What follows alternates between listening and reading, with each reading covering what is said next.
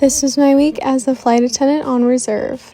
Day 1, it was so windy. I started the week on Monday with a standby shift. So I just took the employee bus over to the airport and my shift was 3 p.m. to 9 p.m. Did some work in the crew room, had a little dinner, and then just hung out at the airport during my shift, but I didn't get called, so I just left the airport and made my way back home.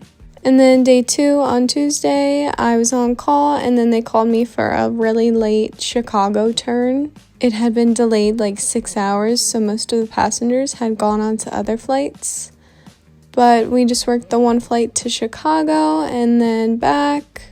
I was the number 2 position for this flight, and like I said, we had like barely any passengers, so that was really nice. But they were easy flights to work, and then I made my way back home once I got back, and it was super late, like almost 3 a.m. by the time I got home. So since we got back super late, I was pretty much off the hook for Wednesday, and I had the day off Wednesday basically. But on my last day on reserve, I was on call and they called me for an Orlando turn. I was working the number 2 position again, which is setting up like the back galley. That's my favorite position. We got to Orlando and then we got new passengers and went right back.